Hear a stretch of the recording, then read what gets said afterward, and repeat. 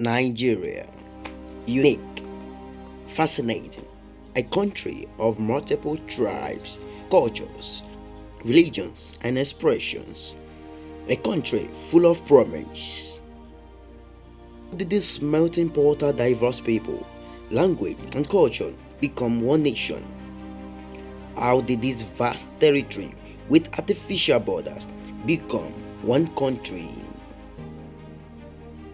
Evidence of civilization traces back as far as 1,000-year-old Tafuna Canoe with the most sophisticated design of its type discovered in present-day Borno State. Similarly, the terracotta art of the Nok people reveal an advanced culture thriving in the area now called Kaduna State. Before the European ever set foot on West African soil, the territory that makes up present-day Nigeria was dominated by independent empire and city-state from the Great Am in Borno State. With expanded through long-distance trade and military technology to the Iboku civilization, the first bronze monsters in Africa who sourced materials from as far away as Egypt from the 1,000-year-old Benin Empire with its infrastructure and four-region diplomatic links to the formidable military and administrative machines of the vast Oyo Empire and the power of the great Sokoto Caravan in the 19th century under the legendary Sheikh Usman Danfodio. These colonial states were highly organized societies with evolved administrative systems, court, diplomatic functions, educational centers, and successful method of commerce and agriculture. Rulers expanded through their economies through trade and sometimes expand their trade through war. Amina, the warrior queen, through a military conquest, makes Zazzau, now Zaria, the center of the North-South Zarian and East-West Sudan trade in the 16th century. Amina was also the originator of the Heathen Wars that fortified Zaria and other cities that she conquered, such as Kano. Network stretches far as Europe and the Middle East, and by the time the Portuguese landed on the coast of Benin in the late 15th century, West Africans had been trading with foreign nations for 400 years. The Portuguese explorer was soon followed by the British, French, and Dutch. First, they came for our pepper, palm oil, groundnut, cocoa, cloth, bees, and olives. Then they came for our people, 25 million men, women, and children, thieves and slaves to work as slaves in cotton fields of the Americans, the farms, the desert and of Arabia, of Europe, and the plantation of the Western days. Free Africans also became part of the European city. Most famously, Olaudah Equiano, the first African to write a novel. He celebrates autobiography published in 1789, taken as a slave from Igbo land. Equiano eventually brought his freedom, worked all over the world, and narrated English. There was also Captain James Labulo Davy, a London-based Yoruba millionaire who rides with 16 gold carriages for his wedding in 1861 to Sarah Forbes Bonetta, the adopted African goddaughter of Queen Victoria. After the legal abolition of the slave trade in 1807, the British used the combination of religion, commerce, and politics to secure trading advantages for British companies. When the indigenous rulers proved uncooperative, British diplomacy often gave way to British gunboats.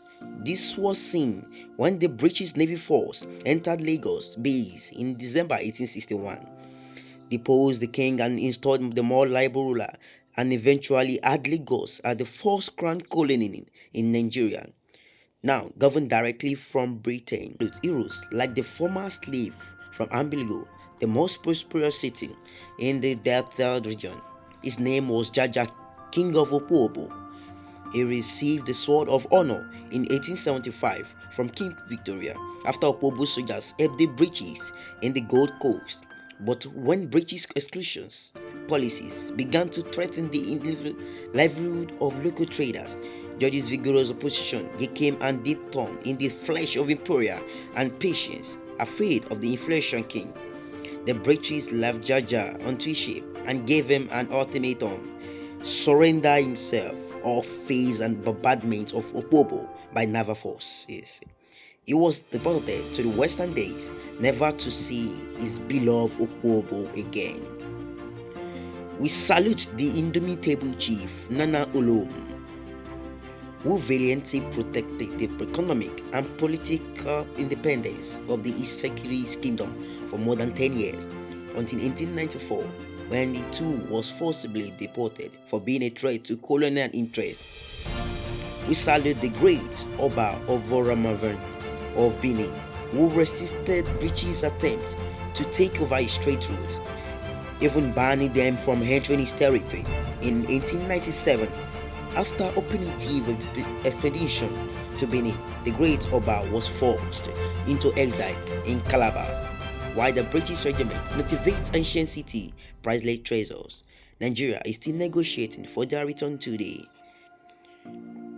We salute the brave Ekumeku resistance movement, a secret army of thousands of Igbo warriors who use conventional and innovative guerrilla warfare to take down Royal Largest Company outpost in the southeast. Even as late as 1909, the Ekumeku were instrumental in defending their town of Ogwachuku from colonial invasion.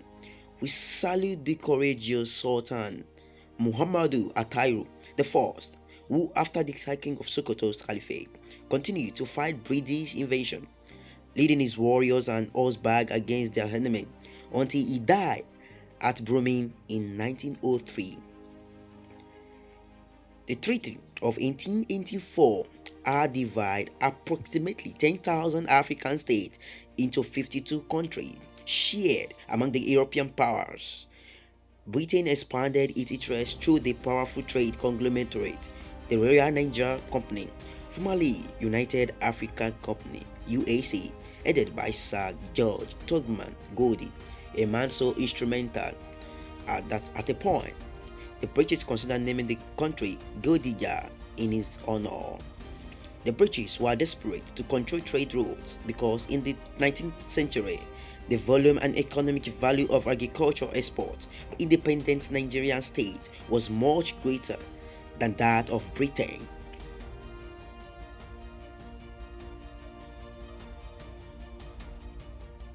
The Royal Niger Company seized control of the Delta region, took over key western states like Ijebu and Abeokuta, and spread north, where consecrating Army Office Frederick Lord Rugard transformed the RNSC's commercial influence into British political control. Continuing the British policy of indirect rule, Rugard disposed on comparative rulers and installed new emirs and leaders in their place. Some went on to do great things. Muhammad Diko, installed by the British in 1901, set up new administrative structures, promoted commerce and education,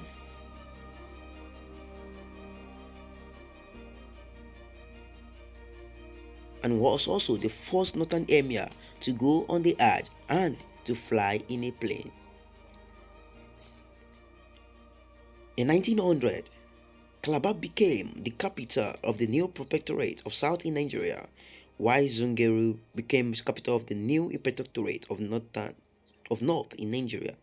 In 1906, the Lagos colony and the protectorate of South in Nigeria were merged with Lagos as the capital. Between 1900 and 1914, the protectorate made impressive economic gains, all of which now went to the British Empire. The cocoa and granite trade were blooming, tin and coal were discovered in Jos and Enugu respectively. The Lagos Canal railway lines were built and the construction of a port in Ewiri, Port Harcourt expanded the export trade.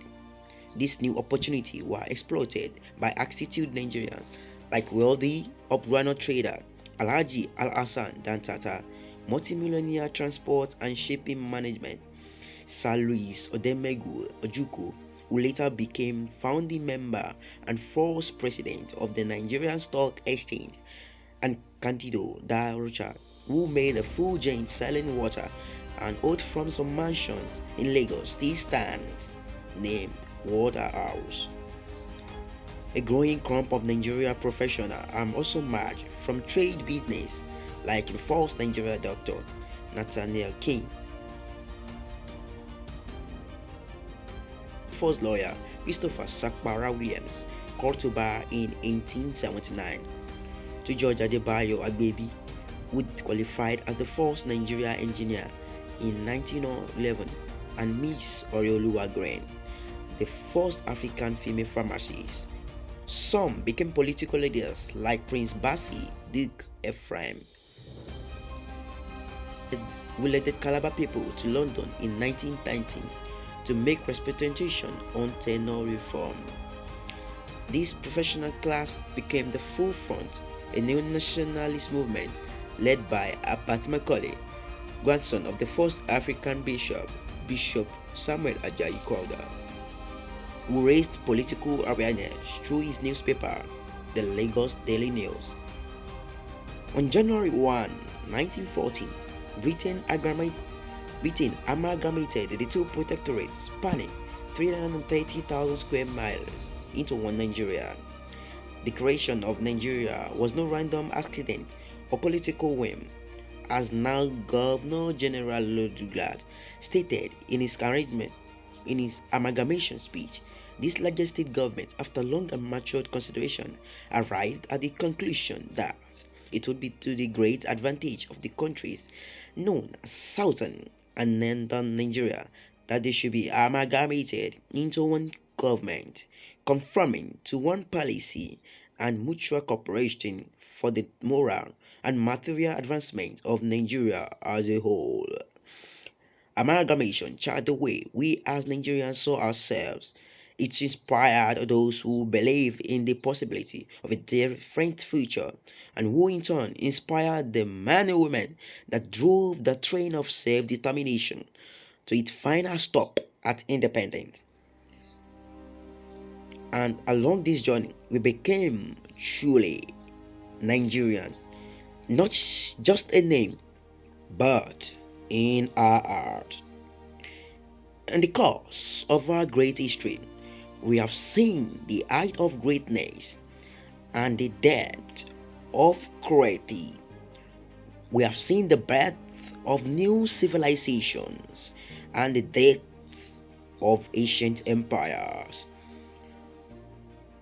Our testimony is this: we were beaten, but never broken, subdued, but never conquered. Today, we are many, yet we are one people, one nation, forever, united by a shared struggle, a common heritage, and a bright future. We are Nigerians.